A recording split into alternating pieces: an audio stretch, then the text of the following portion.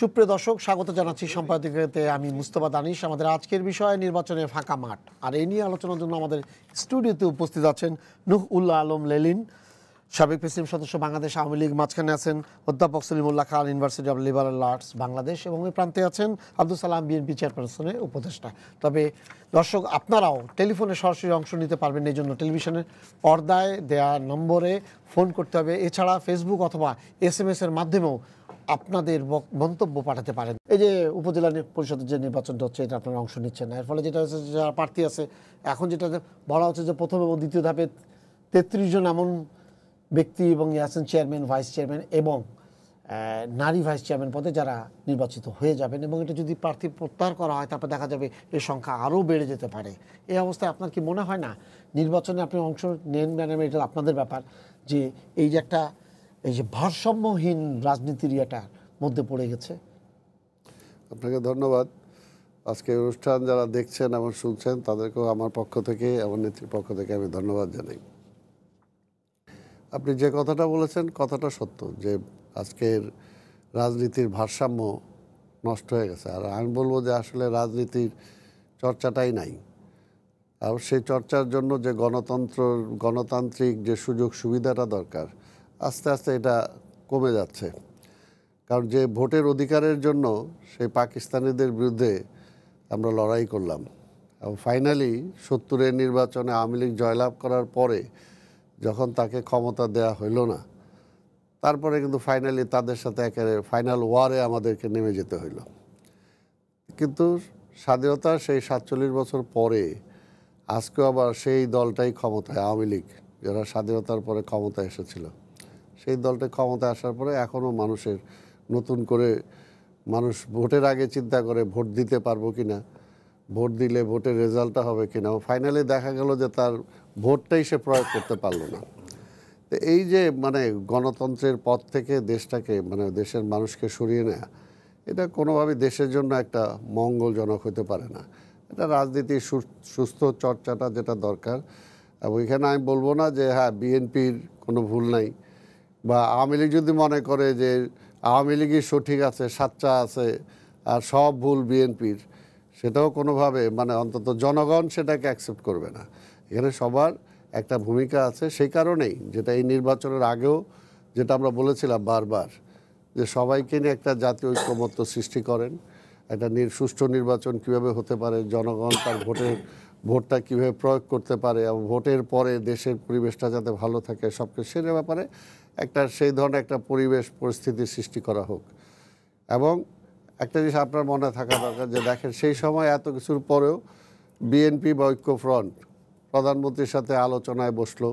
উনি বললেন যে আমি এমন একটা ভোট দিব যে ভোট সম্পর্কে আর প্রশ্ন আসবে না, বা অতীতের প্রশ্নবোধক কোনো নির্বাচন আমি করব না। কিন্তু ফাইনালি কি দেখা গেল যে এটা নির্বাচনই হইল না, অর্থাৎ জনগণ ভোটই দিতে পারলেন না। আপনাদের মিডিয়াতে বলেন, বিভিন্ন জায়গায় বলেন, আজকে সবাই, এটা শুধু আমরা না, আজকে তাদের যে শরিক যারা আছে, সরকারের শরিক দল যারা আছে, তারা পর্যন্ত বলতেছে।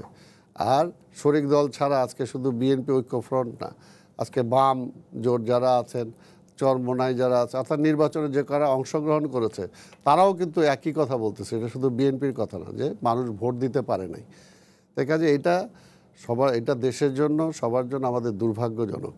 তো এই অবস্থায় যদি এর আগের বার 5 বছর ওরা বিনা ভোটেই ক্ষমতায় ছিল, এবার একটা ভোটের প্রহসন করে আবার ক্ষমতা 5 বছর থাকতে পারে, কারণ যেহেতু প্রশাসন তাদের হাতে আছে, পুলিশ সব কিছুই মেশিনারিজ তাদের কাছে আছে, সেটা জন্য জোর করে ক্ষমতায় থাকতে পারে। কিন্তু তাতে দেশের বা গণতন্ত্রের বা জনগণের কোনো লাভ হবে না। সেটা দলেরও, আওয়ামী লীগেরও লাভ হবে না। আওয়ামী লীগের কিছু ব্যক্তির লাভ হতে পারে, কিছু প্রতিষ্ঠানের লাভ হতে পারে, কিন্তু সামগ্রিক অর্থে কোনো রাজনীতি যারা করেন তাদের কোনোভাবে লাভ হবে না, দেশের জন্য লাভ হবে না। হ্যাঁ, লেলিন ভাই, উনি বললেন গণতন্ত্রের পথ থেকে সরিয়ে নেওয়া হয়েছে জনগণকে। ধন্যবাদ। সালাম ভাই যে কথাগুলো বললেন, হ্যাঁ, সেটাকে যদি আমি সত্য ধরে নিই তর্কের খাতিরে, কারণ এই যে ইলেকশনে যাওয়ার পরে তো 2 মাসের বেশি হয়ে গেল, এই একই কথা বারবার আমরা বলছি, তারই পুনরাবৃত্তি আজকেও করলেন। তো তবু বলার খাতিরে বলছি যে হ্যাঁ ঠিক আছে, মানলাম যে খুব জনগণ ভোট দিতে পারেনি। আপনারা কি করলেন? আপনারা দাবি করেন যে নির্বাচন অবাধ নিরপেক্ষ হলে পরে আপনারা নিরঙ্কুশভাবে জয়লাভ করতেন। আপনাদের কেউ কেউ বলছে যে আওয়ামী লীগ 30টা সিটও পাবে না। তার মানে আপনাদের জনপ্রিয়তার মাত্রা কোন জায়গায় ছিল? তো সেই হিসাবে আপনারা ঐক্যফ্রন্টও করলেন এবং আপনারা ঘোষণা করলেন যে প্রতিটি নির্বাচনী কেন্দ্রে তা আপনারা পাহারার ব্যবস্থা করবেন। কিন্তু নির্বাচনের সময় আমরা কি দেখলাম? আমরা দেখলাম যে আপনাদের ক্যান্ডিডেটও মাঠে নেই সর্বত্র, আর পাহারারও কোনো ঘটনা কোথাও নজরে পড়ল না।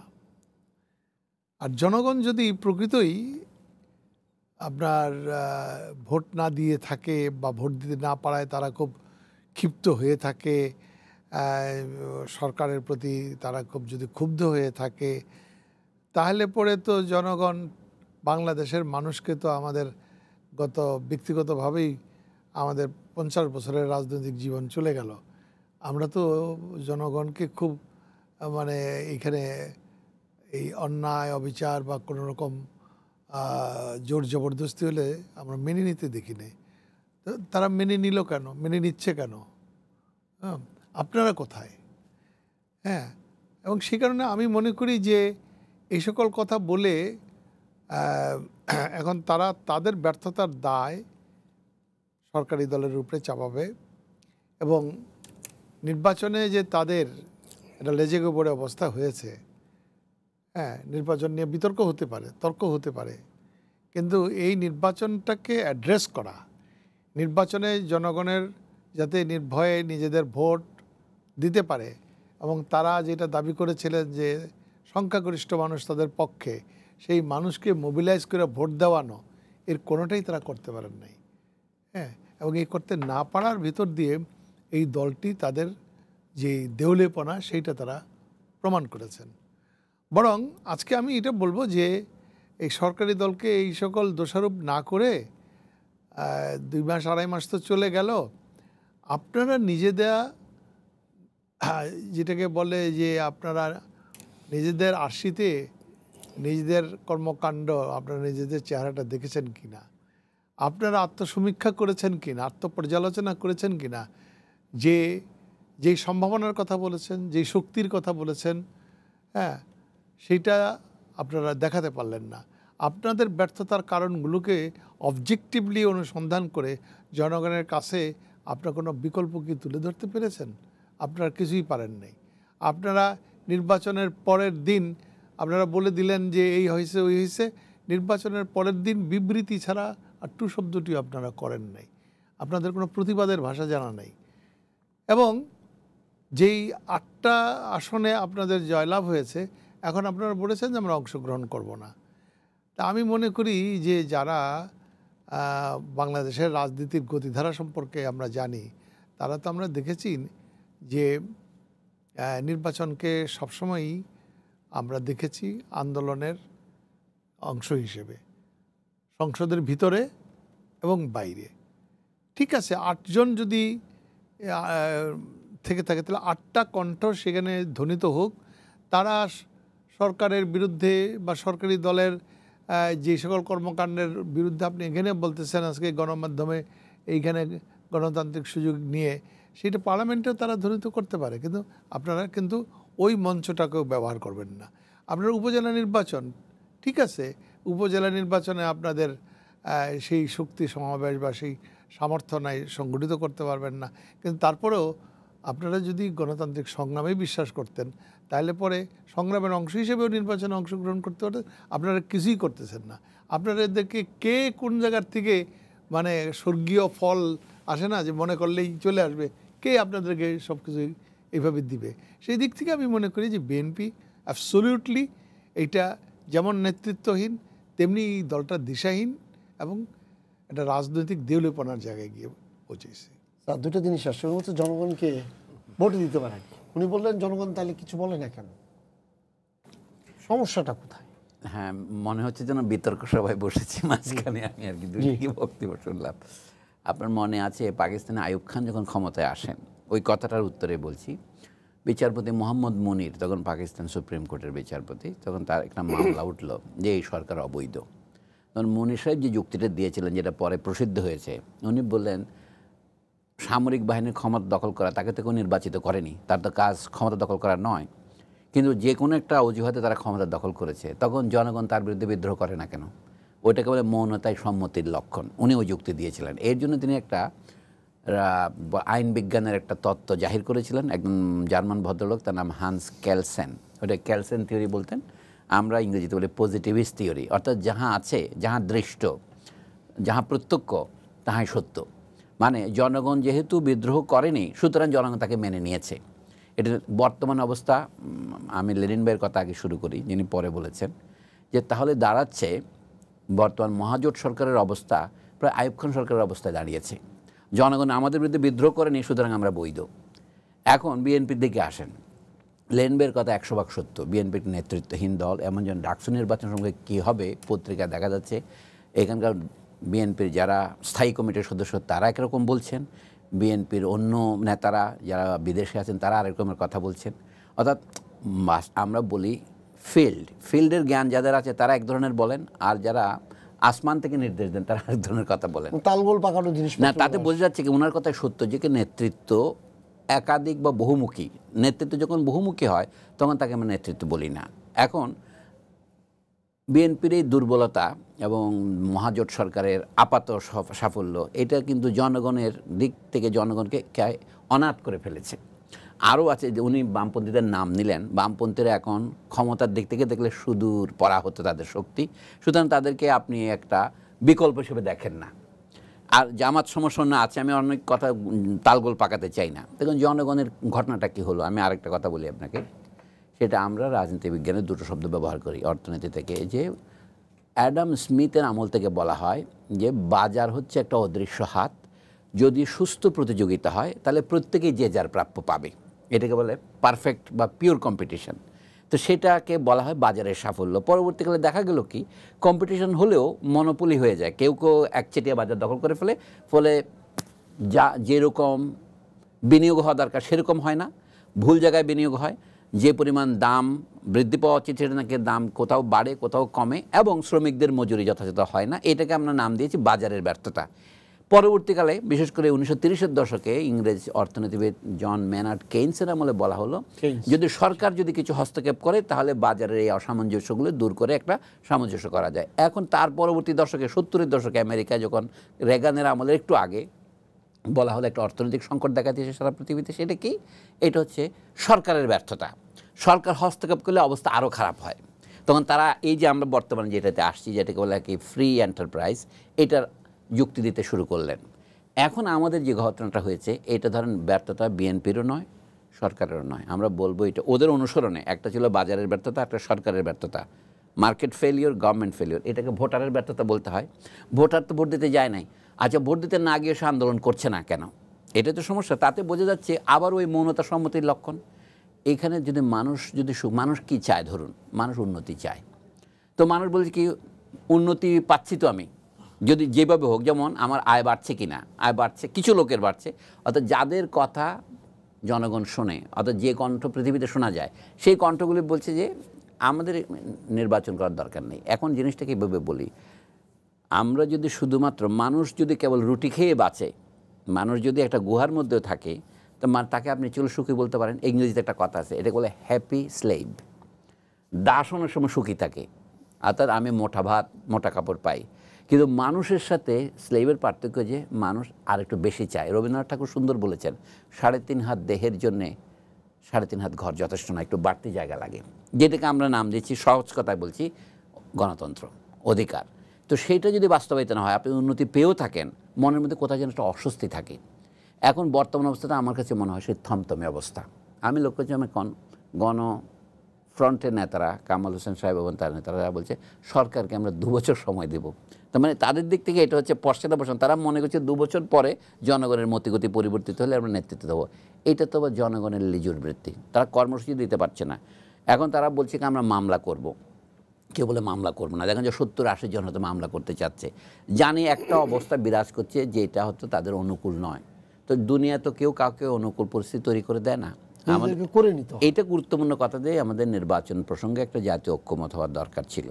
তো সেটা আমরা দেখেছি, তথ্যের খাতিরে আমাদের বলতে হবে, সত্যের খাতিরেও বলতে হবে যে বিএনপির প্রার্থীরা যথাযথ উদ্যোগ নিয়ে নির্বাচনে অংশগ্রহণ করেনি। কেন করেনি? তাদের এজেন্টদের আটক করা হয়েছে, প্রার্থীদের বিরুদ্ধে মামলা আছে, এই কোনো তথ্য অস্বীকার করা যাবে না। কিন্তু নেটফল হলো এবারে নির্বাচনটা যদি হতেও একদেশদর্শী হতো, অর্থাৎ এক পক্ষে ঝুঁকি বেশি, ফলে এই নির্বাচনে তাদের এমনিতেও বিএনপির জেতার সম্ভাবনা খুব বেশি ছিল না। সেই কারণেই মনে হচ্ছে জনগণের মধ্যে আন্দোলন করার মতো কোনো রকমের শক্তি বা প্রেরণা বা তাড়না নেই। তার মানে এই নয় যে এটা কিছু হবে না, এটা কিন্তু বিপজ্জনক। বিপজ্জনক এই জন্য যে পৃথিবীতে আমরা দেখেছি আরও দেশে যেখানে যেখানে শাসন ব্যবস্থা এরকম এক পার্টি কেন্দ্রিক দীর্ঘস্থায়ী হয়েছে, এরকম উদাহরণ অনেক আছে, সেগুলি পরবর্তীকালে বিস্ফোরণ আকারে দেখা দেয় এবং সেটা অনেক সময় নিয়ন্ত্রণ করা যায় না। আমি দু একটা উদাহরণ দিই, দক্ষিণ আমেরিকায়, মধ্য আমেরিকায়, মেক্সিকোতে ওই স্বাধীনতা সংগ্রামে যারা নেতৃত্ব দিয়েছিল তারা প্রায় 60 বছর ক্ষমতায় ছিল, কিন্তু তারপরে হয় কি সেখানে মাদকের রাজ্য শুরু হয়।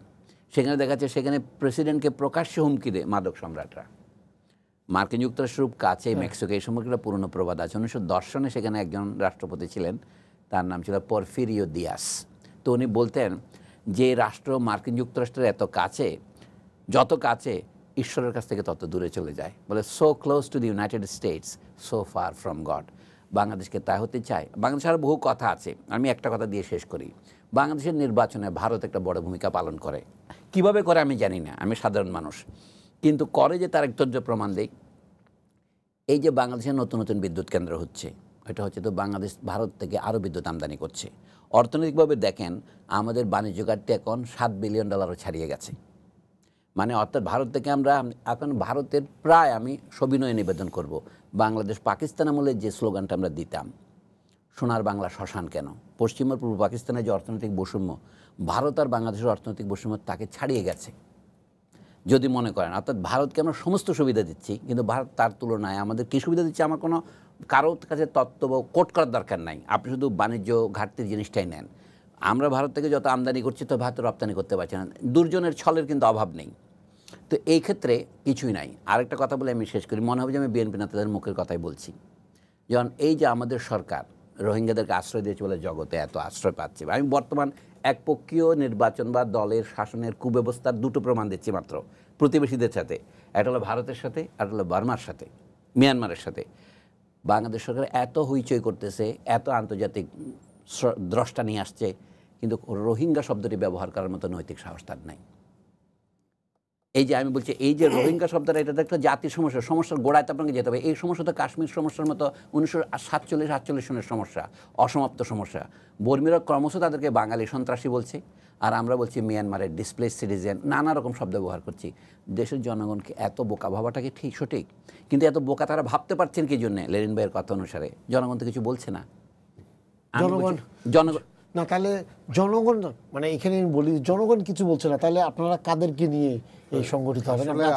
আজকে মহাসচিব, আপনাদের মহাসচিব বলেছেন যে সংগঠিত করতে হবে, নতুনভাবে পুনর্গঠন করে আমরা আন্দোলন চালাবো। তা এখন কি করে, যদি জনগণই যদি উজ্জীবিত না হয়, তাহলে সালাম ভাই কি করবে? মানে আসলে জনগণকেই সবসময় আমরা দাবার গুটি সৃষ্টি করি। জনগণই তো ভোটার, কাজে জনগণকে তো আমরা দাবার গুটি না। জনগণ কথা হলো যে রাষ্ট্র, প্রজাতন্ত্র রাষ্ট্রের তো মনে করেন কিছু কিছু অঙ্গ প্রতিষ্ঠান আছে যারা রাষ্ট্রের জনগণের স্বার্থটা সংরক্ষণ করবে। এটা বিএনপি করবে না। রাষ্ট্রের সাধারণ মানুষের বা সবার স্বার্থটাকে সংরক্ষণ করার জন্য, অর্থাৎ তার উপর অন্যায় হলো কিনা, অবিচার হলো কিনা সেটা দেখার জন্য আজকে পুলিশ আছে, সেটা দেখার জন্য আজকে বিচার বিভাগ আছে, সেটা এই যে আরও প্রশাসন, সিভিল প্রশাসন আছে। আজকে এগুলো তো কোনো জনগণের নাই, যেহেতু এটা দলীয়করণ হয়ে গেছে, সেই কারণে জনগণের স্বার্থটা তারা সংরক্ষণ করছে না। যে কারণে আমি একটু আগে বলছি, অর্থাৎ তারা ভোট ডাকাতি হয়ে গেল। ডাকাতরে না ধরে আপনি বলতেছে এই তুই ঘট খুলে রয়েছিলি কেন, নিল কেন, তোর আগে ওর পানিশমেন্টটা হবে। তো বিষয়টা হলো এটা, যেটা উনি ইকোনমিক্যালি ব্যাখ্যা করছেন অনেকটাই, শেষে যে কথাটা বলে এটাও বলবো, আমি যে কথাটা বলবো যে আসলে এটাতে ওনারা ঢোল পিটাইতে পারে যে ওনারা খুব ভালো আছে, শান্তিতে আছে, এত ভোট এত নিয়ে ক্ষমতায় আসছে, কিন্তু এটাতে দেশের জন্য বা জনগণের জন্য খুব একটা মঙ্গল বয়ে আনবে না। আজকে বিএনপিরে কেন আপনারা বলতেছেন, অর্থাৎ বিএনপি একটা বিরোধী দল হিসাবে তার ভূমিকাটা যাতে সে পালন করতে পারে বা পালন করা উচিত, এবং দেশে সুস্থ রাজনীতির জন্য ডেমোক্রেটিক প্রসেসটাকে ধরে রাখার জন্য একটা শক্তিশালী বিরোধী দল দরকার।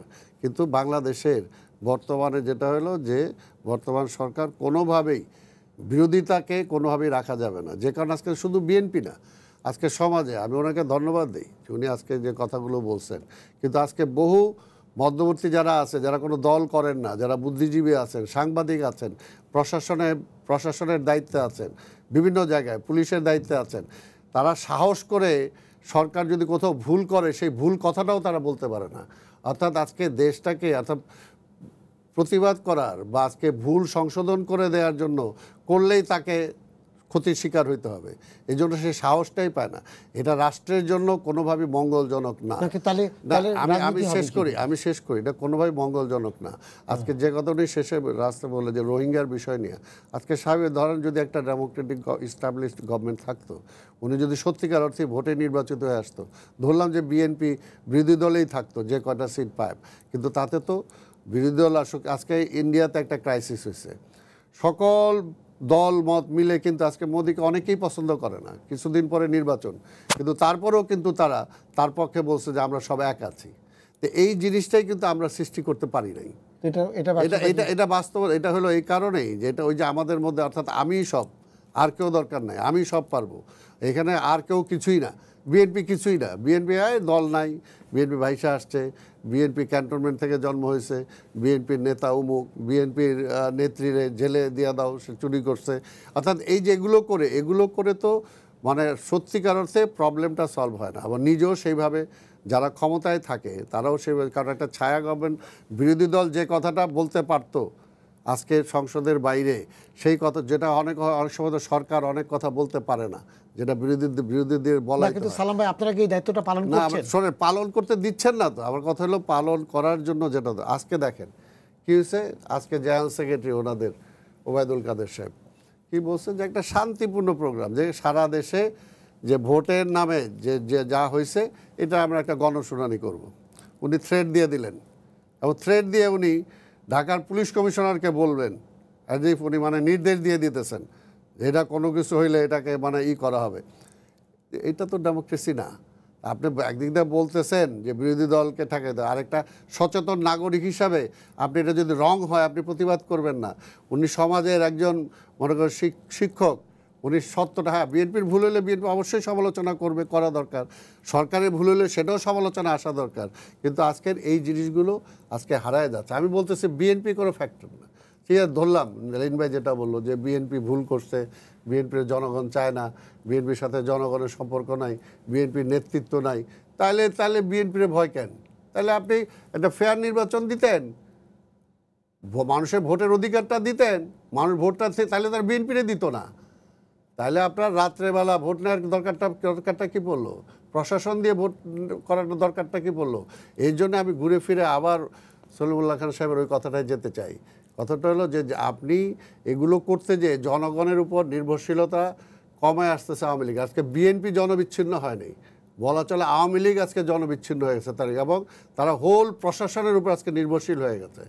আজকে সমাজের একটা কিছু অংশের উপরে, সুবিধাবাদী অংশের উপরে তারা নির্ভরশীল হয়ে যাচ্ছে, এবং এই নির্ভরশীলতার কারণে এদেরকে কনসেশন দিতে দিতে এরা আরও জনবিচ্ছিন্ন হবে। কাজে এইখানে বিএনপি যদি বলেন বিএনপির লস জনবিচ্ছিন্ন না, আওয়ামী লীগ জনবিচ্ছিন্ন ওনার দাবি। বিএনপি তো জনবিচ্ছিন্ন না, জনগণ বিপুলভাবে তাদের পক্ষে আছে। এখন আপাতত আপনার ঘুমাচ্ছে, কি করবেন আপনি? শোনেন, এই তর্কের কোনো মানে নাই, সীমা নাই, এটা কোনো জায়গায় কনক্লুশনে যাওয়া যাবে না। আমি আবারও শুরু করি ওইখান থেকে যে বিএনপির যে পরিস্থিতি, হ্যাঁ, বিএনপি যদি জনবিচ্ছিন্ন না, হ্যাঁ, তাহলে পরে জনগণ বিএনপির আহ্বানে বিএনপির প্রতি অন্যায় করা হয়েছে, হ্যাঁ, বিএনপিকে নির্বাচনে দাঁড়াতেই দেওয়া হয় নাই। তো এই সবটা এই অন্যায়ের বিরুদ্ধে একটা প্রতিবাদ কোনো না কোনো ফর্মে মানুষ করবে, এবং সেটা করার কোনো রকম লক্ষণ কিন্তু মানুষের মধ্যে নেই। এবং সেটা আপনি যতই সরকারের ওই যে নির্যাতন অমুক তমুক করে বলেন না কেন, আমি এটা মনে করি এখানে সলিমুল্লাহ খান কয়েকটা মানে উনি প্রফেসর মানুষ এবং পড়াশোনা জানা তাত্ত্বিক কথা বলেছিলেন। তা আমি বলবো আবার আরেক দিক থেকে ধরেন কোনো পলিটিক্যাল পার্টি কোনো পলিটিক্যাল প্রসেসের মধ্যে যখন একটা ডিফিটিজম থাকে, ডিফিটিস্ট মনোভাব থাকে, সেটা সরকারি দল হোক বিরোধী দল হোক আর যেই হোক না কেন, যারা ডিফিটিস্ট মনোভাব নিয়ে পরিস্থিতি বিবেচনা করে আগামী ভবিষ্যতে আগাবে কি আগাবে না এইটার দ্বারা তারা ওই মানে তাদের মনের মধ্যে ওই যে পরাজিতের মনোভাবটা থাকে, তারা কোনোভাবেই আগাতে পারবে না। কারণ ওই ডিফিটিস্ট মনোভাবকে মানে উইন ওভার করে নিজেদেরকে positively yes we can do, আমরা পারি, আমরা পারবো, এই কনফিডেন্সের জায়গায় দেওয়ার প্রশ্ন আছে। বিএনপির নিজেদেরই কোনো আত্মবিশ্বাস নাই এবং সেই আত্মবিশ্বাস নাই থাকার কারণে তারা ওই যে মায়ের পিঠ সাহস এগুলো কোনো ব্যাপার না। যখন আন্দোলন হয়, যখন হয় আপনার আমরা দেখেছি এই দেশের মানুষ 140 ধারা কারফিউ ভাঙতে কোনো দ্বিধাবোধ করে না যদি তারা নিয়ত ঠিক করে। কি নিয়ত ঠিক করে? তাদের সামনে জনগণের সামনে যদি বিদ্যমান নেতৃত্ব তাদের পছন্দ না হয়, তারা একটা অল্টারনেটিভ লিডারশিপ চায়, হ্যাঁ, এবং তার উপরে একটা কনফিডেন্স থাকবে যে হ্যাঁ এই নেতা পারবে। তারপরে তারা একটা প্রোগ্রাম চায়, অল্টারনেটিভ প্রোগ্রাম চায় যে না এরা যা করছে এটা দিয়ে হবে না, এইটি হচ্ছে প্রাণের কথা। যেমন 6 দফা প্রোগ্রাম ছিল, শেখ মুজিব লিডার ছিল, আর কি চায়? হোল মানুষকে মোবিলাইজ করার মতো ত্যাগী কর্মী সংগঠক চায়, সাহসী লোক চায়। তো এখন আপনি যদি বিবেচনা করেন এই অল্টারনেটিভের একটাও কিন্তু বিএনপিতে নাই। বিএনপির যিনি নেত্রী তিনি দণ্ডপ্রাপ্ত আসামি হিসেবে শাস্তি ভোগ করছেন। তাকে জেল থেকে বের করে নিয়ে আসার মতো কোনো মানে শক্তিশালী আন্দোলন প্রতিবাদ ধ্বনিত করার মরাল তারা হারিয়ে ফেলছে। তারা ভারপ্রাপ্ত সম্পাদক চেয়ারপারসন যাকে করছে সেই দেশেই থাকে না, সেও মানি লন্ডারিংয়ের কেসে অন্য কেসে দণ্ডপ্রাপ্ত হয়ে বিদেশে। হ্যাঁ, দলটার ব্যাংক্রাপসিটা এই জায়গায় পৌঁছাইছে যে দলের চেয়ারপারসন বা ভারপ্রাপ্ত চেয়ারপারসনও তাদের স্ট্যান্ডিং কমিটির থেকে অন্য কাউকে করা যায় না যে এখানে দৈনন্দিন জনগণের মধ্যে থাকবে, লড়াইয়ে থাকবে, সামনে থাকবে। হ্যাঁ, শেখ মুজিব জেলখানায় ছিল, সৈয়দ নজরুল হোসেন, সৈয়দ নজরুল নাই তো XYZ করতে করতে তারপরে কেউ ছিল না, একেবারে তৃতীয় পর্যায়ের নেতারা একটা পিরিয়ডে নেতৃত্ব দিয়েছে। আমেনা বেগম ছিলেন, আমেনা বেগম। হ্যাঁ, তো এখন তারা তো ওই জায়গায় নাই। হ্যাঁ, এবং ওই জায়গায় তাদের ডিফেন্ড করে, তারাও জানে যে যেই ইকোনমিক সিস্টেমের কথা, যে মুক্তবাজার অর্থনীতি, তার যেই সকল ফলাফল বলেন, হ্যাঁ সলিমুল্লাহ খান বললেন, তার একটা সুফল বলি কুফল বলি, তার উত্তরাধিকার তো তারা। হ্যাঁ, তারা এইখানে একটা সুস্থ ক্যাপিটালিজম ডেভেলপ করতে পারে না। দুর্বৃত্তায়িত অর্থনীতির প্রধান সুবিধাভোগী হয়ে তারা যেই জায়গায় গেছে তাদের সেইখান থেকে নৈতিক অধিকারও নাই। হ্যাঁ, যতই আওয়ামী লীগ আমলের এইটা ওইটা নিয়ে প্রচার করুক না কেন, কিন্তু মানুষকে কিন্তু আমি আবার বলি যে আওয়ামী লীগের যদি আমলে কেউ অপরাধ করে থাকে, আমি সেই অপরাধীকে ডিফেন্ড করছি না। আমি বলছি যে যারাই কথাটা বলছে তাদেরকে তো মানুষ আবার আস্থায় আনতে পারছে না যে তুমি কি করেছো, তোমার চেহারাটা তো আমার দেখা আছে। সুতরাং সেই দিক থেকে যদি বলেন মানুষের হচ্ছে সাধারণ মানুষের যদি বলেন সেটা একটা আস্থার সংকট, আস্থার সংকট। আমি সেটাই বলছিলাম যে দেশের ভিতরে আমাদের রাজনীতি, আমরা কাকে ভোট দেব কাকে ভোট দেব না। একটু ইন্টারাপ্ট করি, আরেকটা কথা বলে আমি শেষ করি। এইটা সুলেমান ভাই বলতেছিলেন ভারত একটা ফ্যাক্টর, আমি ওই ফ্যাক্টর নিয়ে কথা বলছি না, কিন্তু একটা পরিসংখ্যানগত তথ্যের কথা আমি বলি। ভারতের সাথে বাংলাদেশের যে ট্রেড ইমব্যালেন্স, নিঃসন্দেহে এটা একটা আমাদের জন্য খুবই মানে বিব্রতকর ইমব্যালেন্স। বাট আমাদের চাইতে, ভারতের চাইতে আমাদের অনেক বেশি ট্রেড ইমব্যালেন্স, অনেক বেশি ভলিউম অফ ট্রেড হয় চীনের সাথে, এবং ইমব্যালেন্স আরও বেশি। যাক, আমি যেটা বলছিলাম আমার দেশের অভ্যন্তরীণ নীতি আমাদের বৈদেশিক নীতিতে প্রতিফলিত হয়। তা আমাদের পাশের দেশ যেমন ধরো রোহিঙ্গা সমস্যাটা তো আমাদের উপর এটা পড়েছে 1971-এ আমরা যখন ভারতে আশ্রয় নিয়েছিলাম, রোহিঙ্গারা আমাদের এখানে আশ্রয় নিয়েছে, কিন্তু ভারতেও কিছু আশ্রয় নিয়েছিল, ভারত সেগুলোকে জোর করে বের করে দিচ্ছে। রোহিঙ্গা সমস্যাটা জাতিসংঘে গত বছর যখন ভোটাভুটি হলো, না গত বছর যে ভোট হলো সেখানে ভারত কিন্তু ভোটদানে বিরত ছিল। বন্ধুত্বের যে একটা নিয়ম, বাংলাদেশ তো ভারতের কাছ থেকে বাণিজ্য ঘাটতির ব্যাপারটাকে আমি মনে করি চিরস্থায়ী ব্যাপার নয়, যদি এখন সাময়িক হয়, যে দেশে অর্থনৈতিক উন্নতি হয় সে বেশি আমদানি করে, সুতরাং জিনিসটা সম্পূর্ণ অনভিপ্রেত নয়। আমরা বিদ্যুৎ আমদানি করে যদি দেশে আরও উৎপাদন বাড়াতে পারি তাহলে এই ঘাটতি আমরা একদিন শোধ করতে পারবো, সেটা আমি জানি, কিন্তু আমাদের বাজার কোথায় তৈরি হবে, এগুলো আমরা কোন পণ্য রপ্তানি করছি। চীনের সাথে একই অবস্থা, চীন এখন আমাদের পার্টনার হচ্ছে। এই চীন কিন্তু রোহিঙ্গাদের বিরুদ্ধে ভোট দিয়েছে, রাশিয়ার বিরুদ্ধে ভোট দিয়েছে, সেখানে ভারত সহ কিছু দেশ, আমাদের নেপাল ভুটান সহ তারা সবাই বিরত ছিল। আমি বলছি এখানে বোঝা যাচ্ছে বিপদেই তো বন্ধুর পরিচয়, অর্থাৎ তারা এটা সমস্যা মনে করছে না, অথচ এটা আন্তর্জাতিক সমস্যা এবং এটা আমরা তৈরি করিনি, এটা মিয়ানমারের অভ্যন্তরীণ সমস্যা। আমি আবার বলছি 47 জন উত্তরাধিকার এই অর্থে যে মিয়ানমারে যে ক্ষুদ্র জাতিসত্তা এত একটা নয়, কারেন, শান, মন এরা অনেকেই বিদ্রোহ করেছে, আর এই রোহিঙ্গা সম্প্রদায় হলো একটা ক্ষুদ্র সম্প্রদায়। আরাকান বলে যে স্টেট বলা হতো আগে, যেটাকে এখন রাখাইন প্রদেশ বলছে, তার উত্তর দিকের এই যে দুইটা নদীর মাঝখানে যেটাকে বলে মায়ু ফ্রন্টিয়ার এরিয়া, এইটার মধ্যে এই জনসাধারণ, তো এইটার সমাধান করার শক্তি চীন এবং ভারতের মিলিতভাবে আছে, কিন্তু মিয়ানমারকে তারা রাজি করাতে পারছে না। এই তাদের জনসংখ্যার মধ্যে এদেরকে কি করে একটা গণতান্ত্রিকভাবে তাদের অধিকার দিয়ে জাতীয় সংখ্যালঘু হিসেবে রাখা যায়। তারা না যাচ্ছে ভারতে, তারা না আসতে পারছে বাংলাদেশে, এইটা একটা ঐতিহাসিক সমস্যা। এটার সমাধানে বাংলাদেশের ক্ষমতা আসবে কোথা থেকে?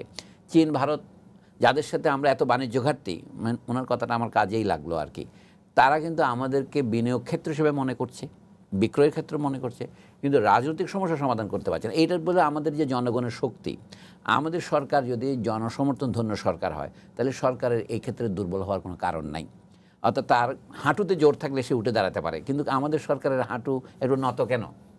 উন্নতি কথাটার মধ্যে মূল কথা হচ্ছে নতি, এর আগে উত যোগ হয়েছে, উত মানে ইংরেজির আউট বলে, বাইরের দিকে নতিকে আমরা উন্নতি বলি, অর্থাৎ খাড়া হয়ে থাকে, কিন্তু আমরা তো উন্নতি, আমরা তো অবনতিতে পড়তেছি। অর্থাৎ আপনার অর্থনৈতিক উন্নতি হচ্ছে কিন্তু রাজনৈতিক অবনতি, এটা তো কল্পনা করা যায় না। এই যে পরস্পর বিরোধিতা, এটা কিন্তু ঝড়ের পূর্বাভাস। আমি বলছি চিরকাল সমান কারো যায় না। আমাদের বিএনপির যে দুর্বলতা আজকে যে সাফার করছে বিএনপির কোথা থেকে, 2001 থেকে 2006 পর্যন্ত তার যে শাসনের কাল, সেই সময় ভালো মন্দ তারা যা করেছে সেটা তারাও জানে, জনগণও জানে, আমি আর পুনরাবৃত্তি করি না। এটার জন্য তো একটা মূল্য দিতে হবে।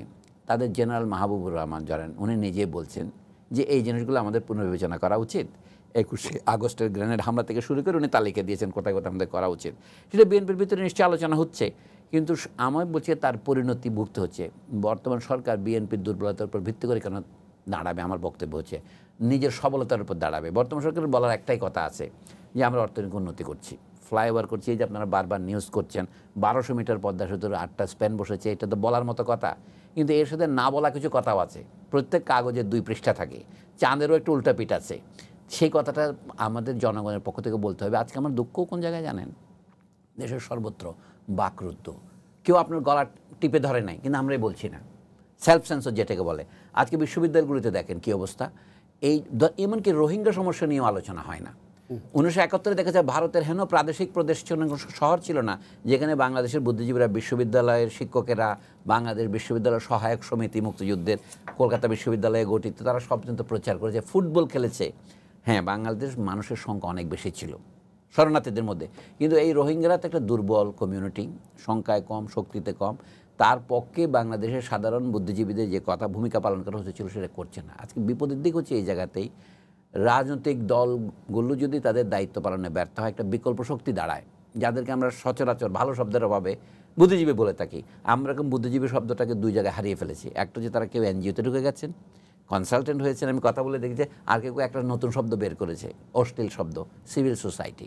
মানে বোঝা যাচ্ছে কি সিভিল সোসাইটি বলতে ঐতিহাসিকভাবে যা বলা হতো সেই কথার অপব্যবহার হচ্ছে, তাদেরও কোনো ভূমিকা নেই।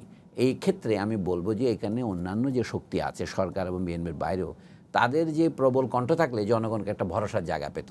এই কথা সত্য যে জনগণের মধ্যে অসন্তোষ আছেন, আমার মতে যেমন ধরেন অর্থনৈতিক উন্নতির যে অনিবার্য পরিণতি, সেটা হচ্ছে সমাজের শ্রেণী বিভাজনটা কী হচ্ছে। আমরা সবসময় কথা বলছি জাতি হিসাবে, কিন্তু এই জাতির উন্নতির ফলে যে প্রত্যেক বছরই পরিবর্তন হচ্ছে, আমি এখন কোন শ্রেণীতে আছি, আমি কোন শ্রেণীতে প্রমোশন পাচ্ছি, এটা আমার পয়সার উপর নির্ভর করে।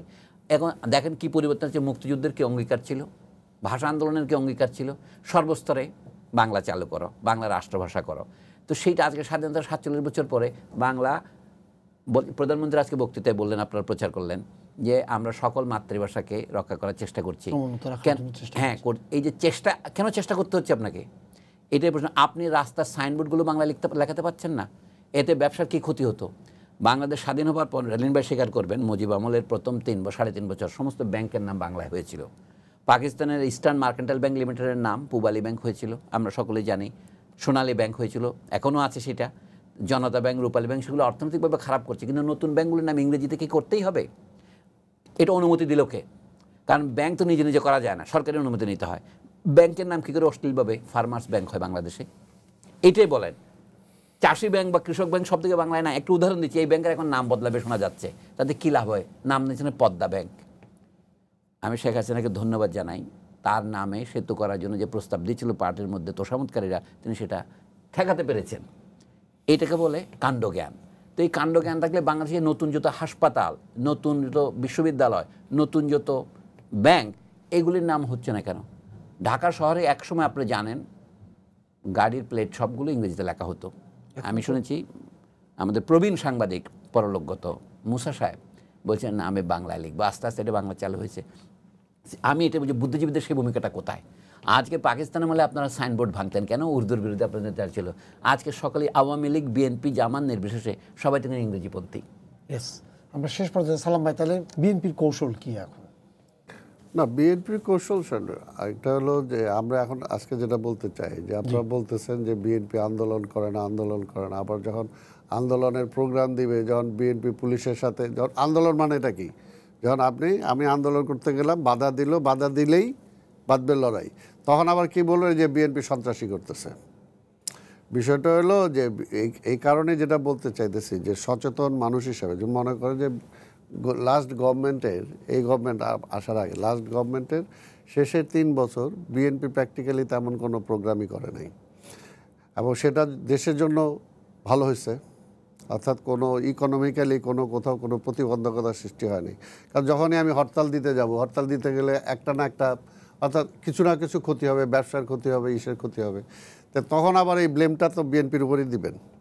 এই জন্য আমরা যেটা বলতেছি যে সুধীজন যারা আছেন বা সমাজের সচেতন মানুষ যারা আছেন, ইভেন আওয়ামী লীগকেও বলবো যে আসলে এইভাবে ক্ষমতা মানে আঁকড়ে রেখে, বা আজকে কী হয়েছে যে আমরা দেখছি এই যেটা তথাকথিত একটা নির্বাচন করলো, এর আগে কী বলছে আওয়ামী লীগের সিনিয়র নেতারা যারা বলছে, যাদেরকে রাজনৈতিকভাবে আমরাও নেতা মানি, তাই না, কী বলছে যে অর্থাৎ আওয়ামী লীগ যদি কোনোভাবে নির্বাচনে হেরে যায় তাহলে তো মানে আওয়ামী লীগের কত লোক মারা যাবে, এটা আওয়ামী লীগের নেতারা বলছেন।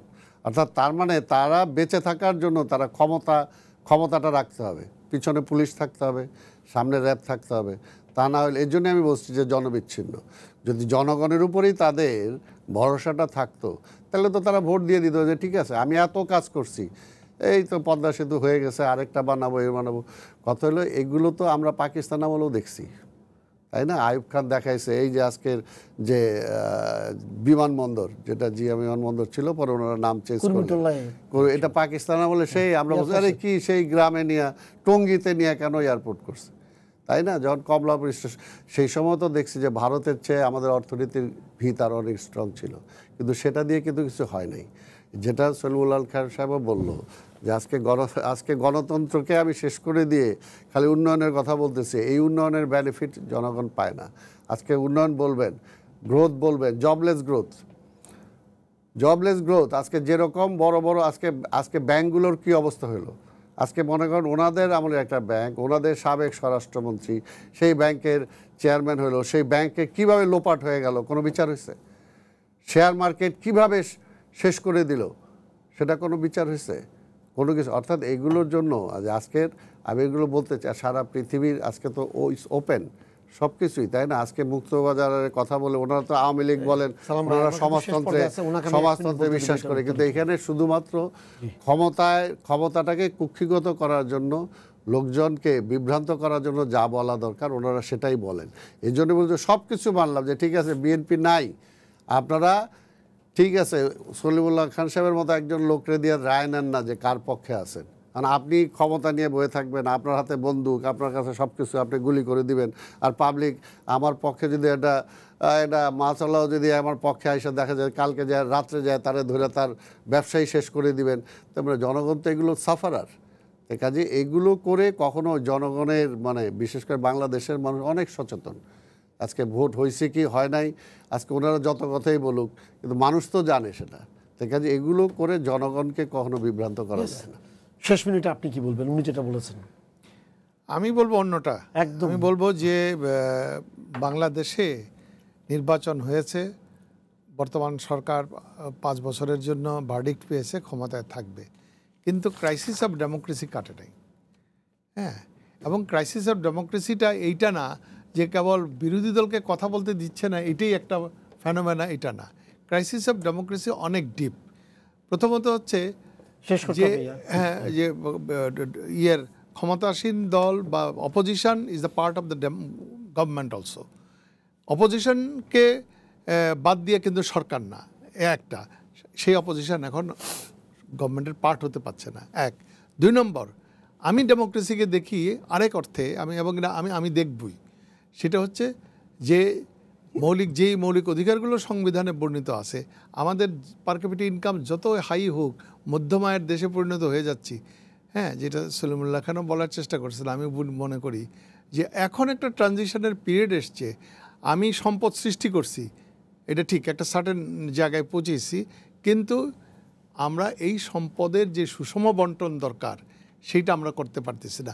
উইদাউট সুষম বন্টন, এই যে সম্পদের সুষম বন্টন ছাড়া ডেমোক্রেসি কখনো ফুলফিল হতে পারে না। ঠিক আছে, দেখেন আমাদের সময় শেষ হয়ে গেছে। আপনাদের ধন্যবাদ স্টুডিওতে আসার জন্য। সবাইকে ধন্যবাদ জানিয়ে শেষ করছি আজকে সম্পাদকীয়। আগামীকাল আবারও দেখা হবে রাত 10টায়। দেখার আমন্ত্রণ রইল। শুভরাত্রি।